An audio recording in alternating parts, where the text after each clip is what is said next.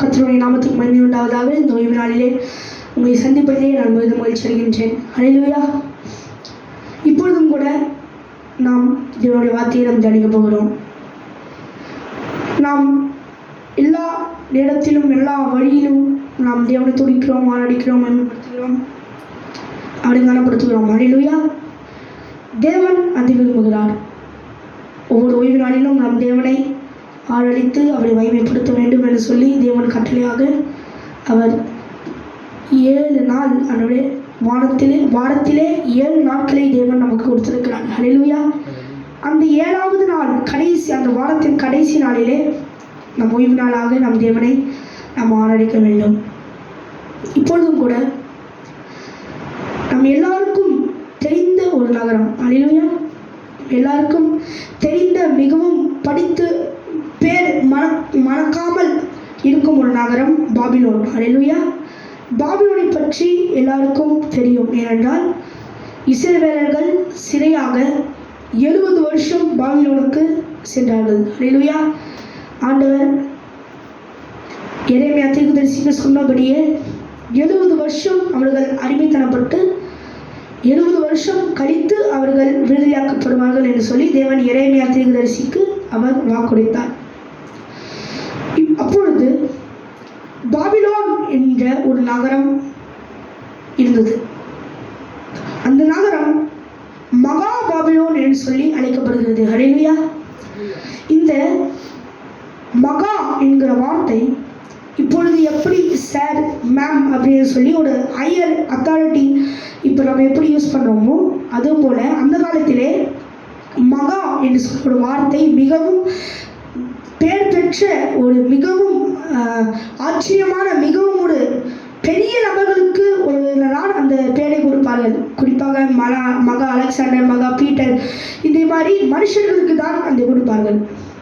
அப்பொழுது ஒரு நகரத்திற்கு மகா என்கிற ஒரு பெயரை கொடுத்தார்கள் என்றால் அது முதலாக பாபிலோன் என்ற நகரத்துக்கு தான் மகா பாபிலோன் என்று கொடுத்திருக்கிறார்கள். அதாவது நபர்களுக்கு கொடுக்க வேண்டிய அந்த பட்டத்தை நகரத்திற்கு கொடுத்தார்கள். ஏனென்றால் 10, 20, 30க்கும் மேலான ஞானிகளையும் அறிவாளிகளையும் வைத்து கூட ஒரு நகரம் மகா என்ற ஒரு பட்டத்தை வாங்க முடியாது. அதற்கு செல்வ செழிப்பு இருக்க வேண்டும், பிரம்மாண்டமாக நகரமாக இருக்க வேண்டும், நிறைய ஞானிகள் இருக்க வேண்டும், நிறைய ஒரு ஆர்கிடெக்சர் அங்கே நிறையவே இருக்கணும். அப்பொழுதுதான் மகா நிறைய சாதித்திருக்க வேண்டும். அப்பொழுதுதான் மகா என்ற பட்டம் அவர்களுக்கு கொடுக்கப்படும். அப்பொழுது மகா பாபிலோன் என்று சொல்லப்படுகிற அந்த வார்த்தை பாபிலோனுக்கு முதலாக ஒரு நகரத்திற்கு கொடுக்கப்பட்டது. ஹல்லேலூயா. இந்த பாபிலோன் யூப்ரேட்ஸ் நதிக்கு அருகாலே அமைந்த ஒரு மிக பிரம்மாண்டமான ஒரு நகரம். ஹல்லேலூயா. பாபிலோனில் இருந்து ஒரு 300 கிலோமீட்டர் நீங்கள் தள்ளி போனீர்கள் என்றால் நீங்கள் நினிவே பட்டணத்தை நீங்கள் பார்க்கலாம். இப்பொழுதும் நினிவே பட்டணம் அது எங்கே இருக்கிறது என்ற சுவடே தெரியாமல் அழிந்து போய்விட்டது. இப்பொழுது பாபிலோனுடைய இடிபாடுகள் தான் இப்பொழுதும் இருக்கிறது. ஹல்லேலூயா. பாபேல் என்கிற வார்த்தையை நாம் ஆதியாகமத்திலே கேள்விப்பட்டிருப்போம். ஹல்லேலூயா. பாபேல் கோபுரம். தேவன் எல்லா ஜனங்களையும் வெவ்வேறு பாஷைகளிலே அவர் பிரித்து விட்டார். நிம்ரோத் என்கிற ஒரு மகா பராக்கிரமசாலியாகிய ஒரு மனுஷன், அவன் எல்லாரையும் ஆண்டு பாபேல் கோபுரத்தை கட்டினான். அப்போது இந்த பாபேல் கோபுரம் எப்பொழுது தேவனால் சிதறடிக்கப்பட்டதோ அப்பொழுது அந்த சிதறடிக்கப்பட்ட அந்த இடம் பாபிலோன் என்று சொல்லி அழைக்கப்பட்டது. ஏனென்றால் நிம்ரோத் கட்டின பட்டணமாக பாபிலோன் எண்ணப்படுகிறது. ஹல்லேலூயா. ஏனென்றால் பாபேல் கட்டின கோபுரம் பாபிலோனிலே அதை விஸ்தாரமாக்கி அதை திரும்பியும் அதை ரிஃபர்மிஸ், அதாவது என்ன பண்ணுவாங்கன்னா அதை திரும்பியும் பழைய நிலைமைக்கு கொண்டு வந்த ஒரு இதுதான் பாபிலோனின் தொங்கு தோட்டம். ஹல்லேலூயா. இந்த பாபிலோனின் தொங்கு தோட்டம் எப்படி உருவானது என்றால் பாபேல் கோபுரம் அது அப்படியே ஒரு அபண்டட் ஆகி போச்சு. அது எல்லா நாளும் கைவிடப்பட்ட ஒரு கோபுரமாக விடப்பட்டது. அப்பொழுது திரும்பியும் அங்கே பாபிலோனுக்கு குடியிருந்த அரசர்கள் அதை என்ன பண்ணார்கள் என்றால், அந்த மன்னன் எகிப்திலிருந்து தன்னுடைய மனைவி பாபிலோனுக்கு வரும்பொழுது, எகிப்திலிருந்து போல நைல் நதி அங்கே எதிரோ இருக்குது, அது மாதிரி பாபிலோனில் இல்லை என்பதற்காக அவர்களுடைய மனம் இதே டிப்ரெஷன் ஆகக்கூடாது என்பதற்காக இந்த ஒரு தோட்டத்தை அவர் என்ன பண்ணுகிறார், அந்த கோபுரத்திற்கு மேலேயே அவர் கட்டுகிறார். இதில் என்னன்னா, கோபுரம் கீழே இருந்து மேலே போகும். அப்பொழுது தண்ணீர் கீழே இருந்து அந்த காலத்தில் மேலே போகாது. இப்பொழுது மோட்டார் இருந்தாலும் போக வைக்கலாம், ஆயில் ஹைட்ராலிக் ஆயில் வச்சு நம்ம மெஷின் மூலமாக மேலே வைக்கலாம். ஆனால் அந்த காலத்திலே தண்ணீர் கீழே இருந்து மேலே போவதற்கான வசதிகள் எதுவும் இல்லை. கையில் போட்டு கீழே இருந்து மேலே இழுத்தாலே தவிர மனுஷன் இல்லாமல் தண்ணீர் கீழே இருந்து மேலே போகக்கூடிய வசதி அந்த காலத்தில் இல்லை. அப்பொழுது அந்த ராஜா அவ்வளவு அந்த ஒரு கடினமான வேலையும் செய்து முடித்ததினால் அந்த பேர் மகா பாபிலோன் என்று சொல்லி அவர்கள் முடிசூட்டினார்கள். இப்பொழுது பாபிலோன் என்கிற ஒரு நகரம் மகா பெரிய நகரமாக உருவாயிற்று. அல்லேலூயா. அந்த நகரம் எல்லாராலும் அப்படியே பேசப்பட்டது. எப்பொழுது இந்த நேபுகாத்நேச்சார் எப்பொழுது வந்தாரோ அது வரைக்கும் பாபிலோன் என்கிற ஒரு நகரம் அங்கே இல்லவே இல்லை. அங்கே இருந்தது, ஆனால் அது அவ்வளவா தெரியாது யாருக்குமே. இப்பொழுது இந்தியாவிலே ஒரு பிளேஸ் சொன்னால் அது நம்மளை கண்டுபிடிக்கலாம், அவ்வளவா தெரிஞ்சிருக்காது. இப்போ ஈராக் அமெரிக்கான்னு சொன்னால் எல்லாருக்கும் அப்படி தெரிஞ்சிடும். அதுபோல ஒரு நாள் அறியப்படாத ஒரு நகரமாக இருந்தது பாபிலோன். எப்பொழுது நேபுகாத்நேச்சார் அரசனாக வந்தாரோ அப்பொழுதுதான் பாபிலோன் என்கிற ஒரு நகரம் மகா நகரமாக மாறிற்று. இந்த பாபிலோன் இப்பொழுது ஈராக் தேசத்திலே இருக்கிறது. அல்லேலூயா. அதுவும் இடிபாடுகளின் நடுவில் இருக்கிறது. அதிலே என்ன ஸ்பெஷலிட்டின்னு பார்த்தீங்கன்னா, பாபேல் கோபுரம் சுட்ட செங்கலால் செய்யப்பட்டது. அந்த காலத்திலே எகிப்தியர்கள் சுட்ட செங்கலை அதற்கு முன்பாக பயன்படுத்தினார்கள். ஆனால் எகிப்து இஸ்ரவேலர்கள் அங்கே போகிறதுக்கு முன்பாகவே ஆதியாகமம் காலத்திலேயே சுட்ட செங்கலை அவர்கள் பயன்படுத்தினார்கள். அப்போது எல்லாரும் ஒன்றாக இருக்கிறார்கள் என்று சொல்லி தேவன் பல்வேறு பாஷைகளை பிரித்து, யாருடைய பாஷை அவர்களுக்கு பிடிக்கிறதோ, அவர்கள் பேசுகிற பாஷை இவர்களுக்கு பிடிக்கிறதோ என்று சொல்லி, யாரெல்லாம் அவர்கள் பேசுகிற பாஷையை பேசுகிறார்களோ அவர்கள் எல்லாம் ஒரு அணியாக ஒன்று சேர்ந்து அவர்கள் தனித்தனி திசையிலே போனார்கள். இப்பொழுது ஹிந்தி பேசுகிறவங்க எல்லாம் ஒரு கூட்டம் சேர்ந்துக்குவாங்க. இப்போ ஜெர்மனி பாஷை பேசுகிறவங்க எல்லாம் ஒரு கூட்டத்தில் செஞ்சிருவாங்க. இப்போ ஒவ்வொரு பாஷையை சேர்ந்தவர்கள் அவர்களுடைய பாஷையை பேசுகிறவர்களை கண்டுபிடித்து ஒரு டீம் மாதிரி ஃபார்ம் பண்ணி அவங்க தனித்தனி இடங்களுக்கு குடியேற போய்விடுவார்கள். அப்பொழுது அந்த ஸ்டேட்டஸ் இருந்தது. அதற்கு அப்புறமா தான் ராஜா அப்புறமா சொல்லி இன்னொரு பட்டணத்தை இன்னொருத்தர் பிடிக்கிறது என்று சொல்லி ஒரு ராஜா என்கிற ஒரு அதிகாரம் அதுக்கு அப்புறமாக தான் வந்தது. எப்பொழுது 1 ராஜாக்கள் வருடத்திற்கு முன்பாகவே பார்வோன்கள் என்ன பண்ணார்கள் பார்த்தீங்கன்னா, எகிப்தை ஆட்சி செய்தார்கள். ராஜாக்கள் உருவானார்கள். அப்பொழுது பாபிலோன் என்கிற ஒரு நகரம் இல்லாமல் அப்பொழுது எகிப்து தான் தலைநகரமாக இருந்தது இந்த உலகத்திற்கு. அங்குதான் வர்த்தகம் எல்லாம் செய்து கொண்டிருந்தார்கள். அப்பொழுது தேவன் என்ன பண்ணுகிறார், பஞ்சம் கானான் தேசத்தில் உருவாகிறது சொல்லி இஸ்ரவேல் ஜனங்கள் என்ன பண்ணுகிறார்கள், எகிப்திற்கு போகிறார்கள். அப்பொழுது எகிப்து தான் வர்த்தகத்திற்கு, அதாவது இப்போ எப்படி ஒவ்வொரு பொருட்களுக்கும் ஒவ்வொரு நாடு ஆரிஜினாக இருக்கிறதோ, அதாவது இந்த product made in India, made in China அப்படி போட்டுக்கிறது போல ஏற்றுமதி இறக்குமதி ஒரே ஒரு நாடில் தான் நடந்தது, அதாவது எகிப்து. எகிப்தில் மட்டும்தான் அந்த ஏற்றுமதி இறக்குமதி நடந்தது. அங்கே இருந்துதான் மற்ற நாடுகளுக்கு அது போகும். அப்படி ஒரு வல்லரசாக இருந்த எகிப்து, அதுக்கு எப்பொழுது இஸ்ரவேலர்கள் அங்கிருந்து வெளியே வந்தார்களோ அப்பொழுது எகிப்து என்கிற ஒரு வார்த்தை அவ்வளவாக பேசப்படவில்லை. ஏனென்றால் அவர்களுடைய பிரமாண்டமான பிரமிடுகள் அது எல்லாம் என்ன பண்ணாங்க என்றால் இஸ்ரவேலர்கள் வைத்து கட்டினார்கள். இப்பொழுது கட்ட முடியவில்லை, இஸ்ரவேலர்கள் இல்லாமல் போய்விட்டாங்கனாலே அத்தனை முடியவில்லை. ராஜாக்களுடைய பேர் எல்லாம் இல்லாமல் போயிடுச்சு. அதனாலே எகிப்தியர்களோட பெயர் அப்புறமா கொஞ்சம் கொஞ்சமாக குறைந்து விட்டது. இப்பொழுது ஆண்டவர் என்ன சொன்னார்? கானான் தேசத்தை சுதந்திரித்துக் கொண்டார்கள். யாரு? இஸ்ரவேல் ஜனங்கள். இப்போ கானான் தேசத்தை சுதந்திரித்து ராஜாக்களாக ஆட்சி செய்து பின்பாக சாலமோன் இறந்த பிறகு 2 இஸ்ரவேல் யூதா என்றாக பிறந்து 2 கூட்டணிகளாக பிரிந்து தனித்தனி நாடுகளை தேர்ந்தெடுத்து அங்கு அவர்கள் குடியிருந்தார்கள். இஸ்ரவேல் என்கிற ஒரு நாடு தனியாய் பிரிந்தது. அப்பொழுது அடுத்தடுத்த ராஜாக்கள் வரும் பொழுது பாபிலோன் ராஜா என்ன பண்ணுகிறார்? இப்ப பாபிலோன் என்னாச்சு? வல்லரசு ஆகிவிட்டது. மகா பாபிலோன் என்கிற ஒரு பேர் விட்டது. அதனாலே பாபிலோன் என்ன பண்ணுகிறது?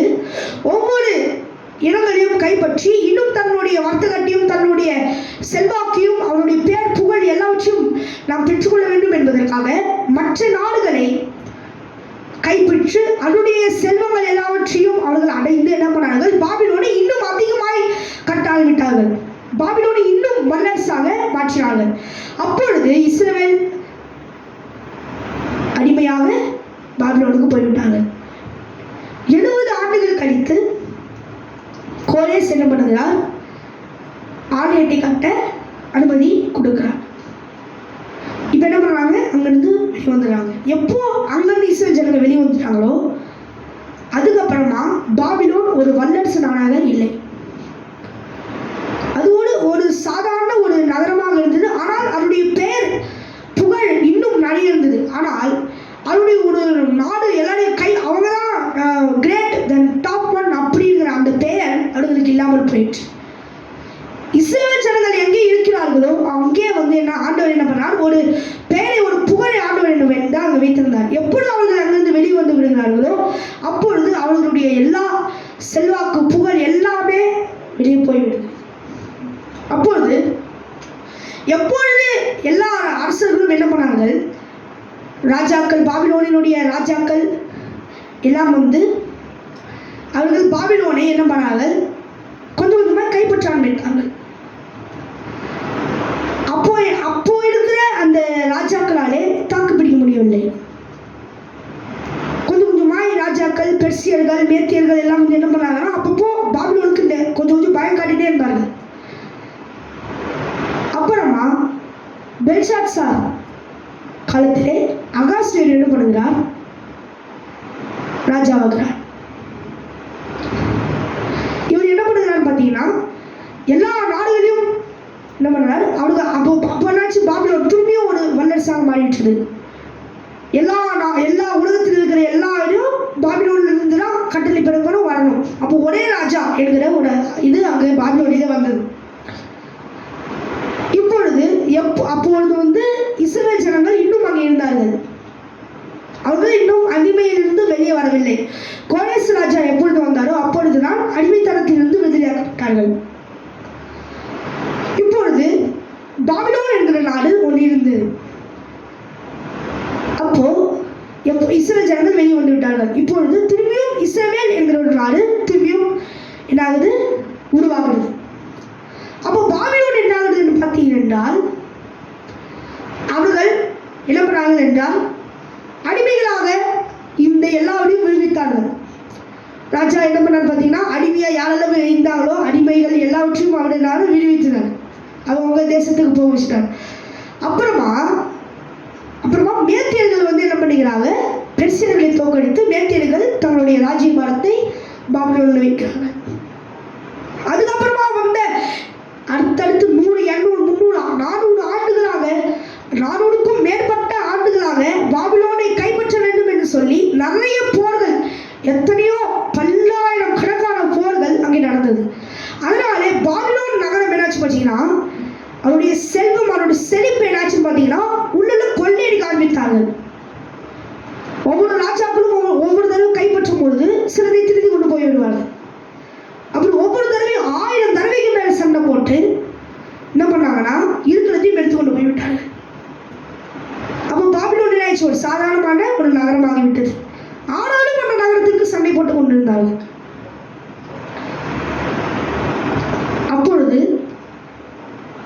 பாபிலோன் என்கிற நகரம் அந்த சண்டையினாலேயே அந்த நகரம் அழிந்து போனது. ஹல்லேலூயா. கொடூரமான அரசர்கள் பாபிலோனிலே இருந்தார்கள் என்று சொல்லி வரலாறு நமக்கு சொல்லுகிறது. எல்லா அரசர்களும் கொடுமையாக மற்றவர்களுடைய தலையை துண்டிப்பதும், மற்றவர்களுடைய காலை துண்டிப்பதும், மற்றவர்களை துன்பப்படுத்துவதை அவர்கள் பொழுதுபோக்காக வைத்திருந்தார்கள் என்று சொல்லி பாபிலோனுடைய வரலாற்றிலே அது எழுதியிருக்கிறது. அத்தனை அரசர்களும் வடுவடு சண்டைகளிலே என்ன பண்ணார்கள் பார்த்தீங்கன்னா, தோற்கடிக்கப்பட்டு சாவடிக்கப்பட்டு ஒவ்வொரு அரசர்களாக கைப்பற்றினார்கள். இப்போது அந்த இதிலே என்னாச்சு பார்த்தீங்கன்னா, பாபிலோன் இதாகி போச்சு. என்னாச்சு? மொத்தமா அமுகி போச்சு. அதனுடைய செல்வாக்கு செழிப்பு எல்லாம் ஆச்சுன்னு பார்த்தீங்கன்னா ஒவ்வொரு சூறையாடி விட்டார்கள். அப்பொழுது 1756 வருஷம் ஏடி பார்த்தீங்கன்னா அபுரபி என்கிற ஒரு அரசன் பாபிலோனிலே வந்து திரும்பியும் அவருடைய செல்வாக்கு எல்லாம் என்ன பண்ணுகிறார்? திரும்பியும் கொஞ்சம் கொஞ்சமா என்ன பண்ணுகிறார்? ஏற்றிட்டே வரார். அப்பயும் அவர் என்ன பண்ணார் பார்த்தீங்கன்னா, எல்லா ஜனங்களும் துன்பப்படுத்தி எல்லாம் பண்ணார். அப்போ என்னாச்சு? திரும்பியும் பாபிலோன் கொஞ்சம் எழுந்து, எப்படி இஸ்ரவேல் ஒவ்வொரு தடவையும் ஆண்டோர்கிட்ட கெஞ்சி, ராஜாக்கள் அவர்களெல்லாம் எங்களை தாக்காதபடி கெஞ்சி ஆண்டோர்கிட்ட எப்படி மன்னிப்பு வாங்கினாங்களோ அதே போல திரும்பியும் விழுந்து போன பாபிலோன் திரும்பியும் கொஞ்சம் கொஞ்சமா எழுந்தது. பாபிலோன் வந்து பார்த்தீங்கன்னா தண்ணீரால் சூழ்ந்தப்பட்ட நகரம். அந்த யூஃப்ரேட்ஸ் நதி வந்து பார்த்தீங்கன்னா தண்ணீரால் சூழ்ந்தப்பட்ட நகரம். எப்பொழுதெல்லாம் அவர்களுக்கு தண்ணீர் வேண்டுமோ அப்பொழுது அவர்கள் ஒரு டேம் திறந்து விட்டார்கள் என்றால் பாபிலோனில் இருக்கிற எல்லா நதிகளுக்கும், அந்த நகரத்திற்குள்ளே இருக்கிற எல்லா வாய்க்கால்களுக்கும் அந்த தண்ணீர் பாயிற அளவுக்கு ஒரு வசதியான ஒரு நகரமாக வைத்திருந்தார்கள். அப்பொழுது எதிரிகள் எப்பொழுது அந்த தண்ணீரை திறந்து விடுகிறார்களோ அந்த நேரமாய் தண்ணீரை மூடவிடாதபடி என்ன பண்ணுவார்கள்? அவர்களுடைய அந்த மூடுகிறவர்களை கொண்டு விடுவார்கள். அப்பொழுது என்ன ஆச்சுன்னு பார்த்தீங்கன்னா, தண்ணீர் ஊருக்குள்ளே ரொம்பி வலிந்து பாபிலோன் முழுவதும் தண்ணீர் ஆகிவிட்டது. அதனாலே பாபிலோன் என்கிற நகரம் கடைசியாக தண்ணீரால் மூழ்கி போய் எல்லா ஜனங்களும் செத்து மடிந்து ஒருத்தர் கூட உயிரோடு இல்லாதபடி அவர்கள் மூடி போட்டு தரைமட்டமாக்கிவிட்டது. இப்படி பாபிலோன் என்கிற நகரம் ஒரு மகா நகரமாக இருந்தது, ஒரு பாலைவனமான வறண்ட நிலமாக மாறி போனது. ஹல்லேலூயா. அந்த நதியும் வற்றி போனது. இப்பொழுது அந்த நதி எங்கே இருக்குன்னு கூட கண்டுபிடிக்க முடியாத அளவுக்கு வற்றி போய்விட்டது. ஒரு பாலைவனமாக பாபிலோன் நகரம் தரையோடு தரையாக அது இடிந்து விழுந்து எல்லா சேதமும், எவ்வளவு சேதம் அடைய முடியுமோ அவ்வளவு சேதத்தை கண்டு அது அந்த பாபிலோன் என்கிற நகரமே அழிந்து போயிற்று. இப்போது தேவன் பாபிலோனுக்கு நிறைய எச்சரிப்புகளை கொடுத்தார். ஹல்லேலூயா. பாபிலோனுக்கு நிறைய எச்சரிப்புகளை கொடுத்தார். ஏசாயா தீர்க்கதரிசி மூலம் கொடுத்தார். நிறைய தீர்க்கதரிசிகள் ஆகமத்தில் நீங்க பார்த்தீர்கள் என்றால் பாபிலோனுக்கு எச்சரிப்பை கொடுத்திருப்பார். ஏசாயா 13ஆம் அதிகாரம் 20ஆம் வசனத்தில் நீங்கள் பார்த்தீர்கள் என்றால், இனி ஒருபோதும் அதில் இனி குடியேறுவதும் இல்லை, தலைமுறைதோறும் அதில் ஒருவரும் தங்கி நீ கழிப்பதும் இல்லை, அங்கே அரேபியன் கூடாரம் போடுவதும் இல்லை, அங்கே மெய்ப்பர் மந்தையை மறிப்பதும் இல்லை என்று சொல்லி தேவன் பாபிலோனை என்ன பண்ணுகிறார்? சபிக்கிறார். ஒரு பாழான இடமாகவே இருக்க வேண்டும் என்று சொல்லி தேவன் என்ன பண்ணுகிறார்? அந்த இடத்தையே சபிக்கிறார். இனிமேல் யாரும் வந்து நடத்தி கட்டுகிற மாதிரி கூட இல்லை, அங்க வந்து சும்மா தங்குற அளவு கூட அந்த இடம் இனிமேல் இருக்கக்கூடாது என்று சொல்லி அவங்க என்ன பண்ணுகிறார்? அந்த இடத்தையே சபிக்கிறார். அப்போ ஏன் ஆண்டவர் சபிக்க வேண்டும்? ஏன் ஆண்டவர் அந்த நகரத்தை அழிக்க வேண்டும் என்று பார்த்தீங்கன்னா என்றால், பாபிலோன் வந்து பார்த்தீங்கன்னா ஒரு இப்போ கோயில்களின் நகரம் தமிழ்நாட்டில் ஏதுன்னு பார்த்தீங்கன்னா மதுரை. அது மாதிரி மூளைக்கு மூளை கோயில் இருந்த ஒரு நகரம் என்னன்னு பார்த்தீங்கன்னா பாபிலோன். அங்கே இன்னும் கடந்தாத கோயில்கள் இருந்தது.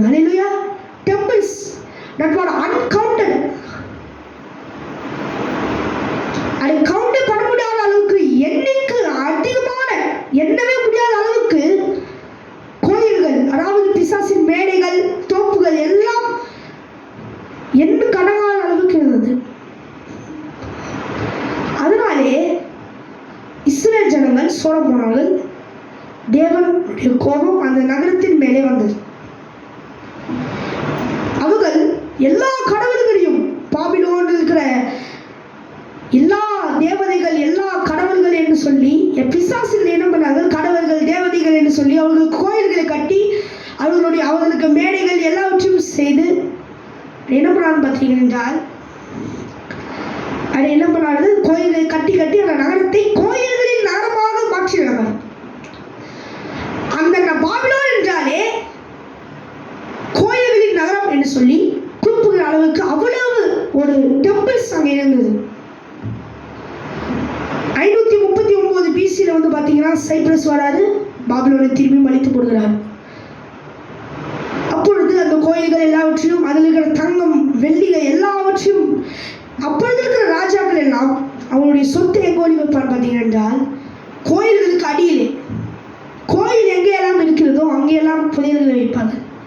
ஏனென்றால் அவங்களுடைய அந்த தெய்வம் நம்முடைய புதையல்களை பாதுகாத்துக் கொள்ளும் அப்படின்னு சொல்லி, நான் மடித்த பிறகு என்னுடைய மக்கள் வந்து இதுவரை பஞ்சத்திலும் பசியிலும் வாழக்கூடாது, அவர்கள் போய் அந்த கோயில் இருக்கிற தங்கத்தை வெள்ளியெல்லாம் எடுத்துக்கொண்டு அவர்கள் வந்து பசி இல்லாமல் வாழ வேண்டும் என்று சொல்லி ராஜாக்கள் என்ன பண்ணுவாங்க என்று பார்த்தீங்கன்னா, அவங்களுடைய எல்லா தங்கம் வெள்ளி எல்லாவற்றிலும் ஒரு பெரிய பங்கு அவர்களுக்கு இப்போ ஒரு 5%னா ஒரு 1% அவர்களுக்கு எடுத்துக்கொண்டு மீதி 4% எடுத்துட்டு போயிட்டு கோயில் ஒளி வச்சிருவாங்க. அதனாலேயே பாபிலோன் என்கிற ஒரு நகரத்திற்கு அந்த கோயில்கள் கன்னியாக மாறிற்று. அல்லேலூயா.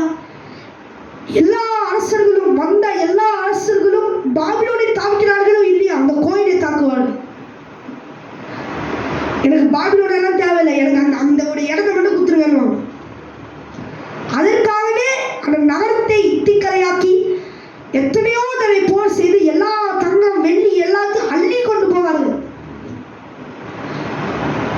எப்படி இந்தியாவிலே பிரிட்டிஷ் வந்த பொழுது எவ்வளவு கொள்ளை நடந்ததோ அதை விட 100 மடங்கு மேலான தங்கம் வெள்ளி எல்லாவற்றையும் அவர்கள் கொள்ளையடித்துக் கொண்டு பாபிலோனை ஒரு தரைமட்டமாக்கி விட்டு போனார்கள். அப்பொழுது நினிவே என்கிற பட்டணம் அழிந்து போயிற்று. பாபிலோனை போல ஒரு மகா நகரமாக நினிவேயும் இருந்தது. அல்லேலூயா.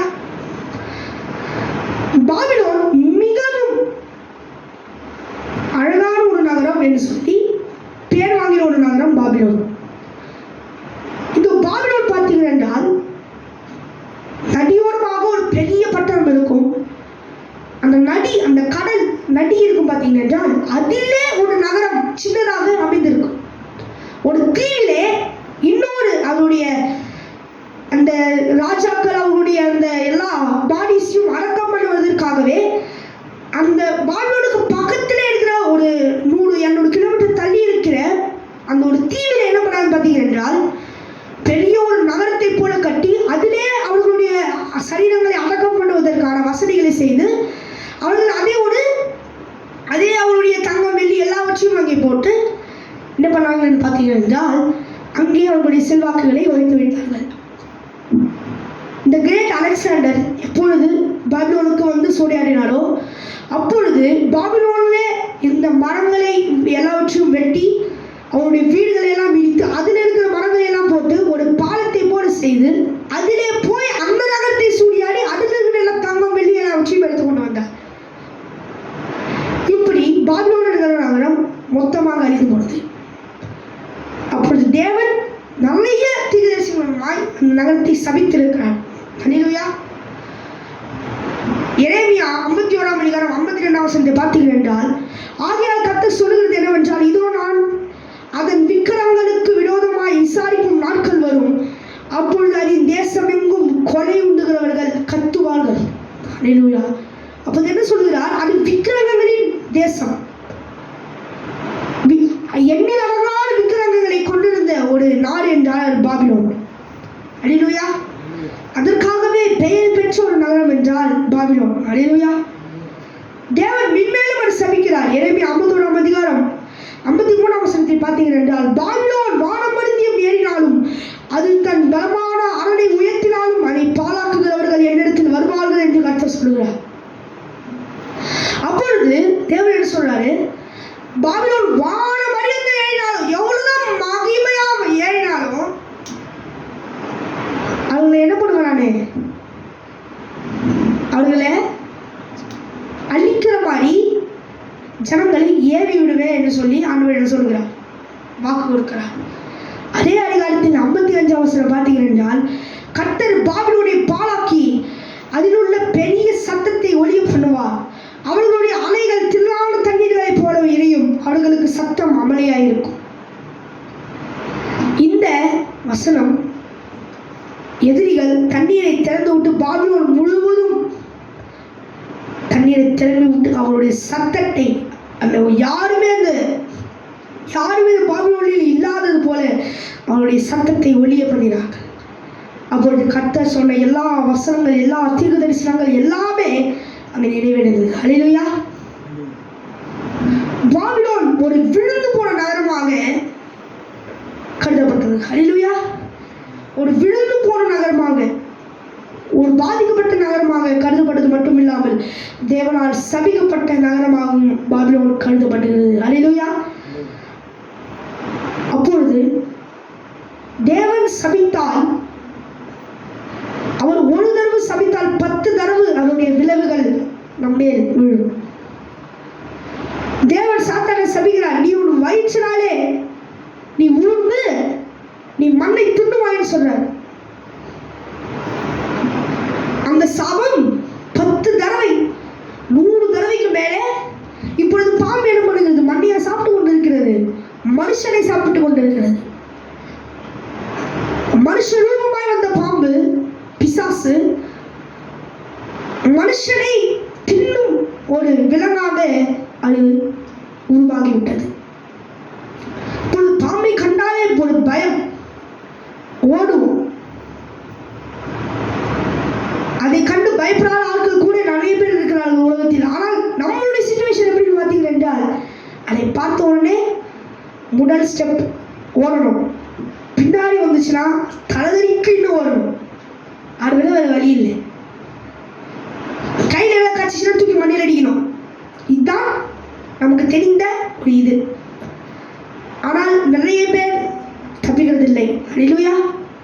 அப்பொழுது அது மனுஷனை, உன் வித்துக்கும் அவள் வித்துக்கும் பகை உண்டாக்குவேன், அப்பொழுது மனுஷனுக்கும் உனக்கும் பகை உண்டாக்குவேன். கரெக்டா ஆண்டவர் சொன்னது இப்பொழுது 10 மடங்காக நிறைவே கொண்டிருக்கிறது. பாம்பின் கடியால் எத்தனை பேர் சாவறார்கள் என்று சொல்லி 2024 எத்தனை பேர் செத்துருக்காங்கன்னு சொல்லி நீங்க போட்டு பாருங்க, எத்தனையோ பேர்.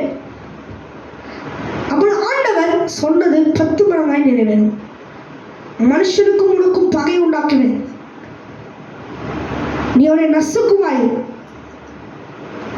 நீ அவன் குதிகாலை நசுக்குவாய் சொல்ற. ஆண்டவர் அவருடைய குதிகாலை வச்சு என்ன பண்ணாரு?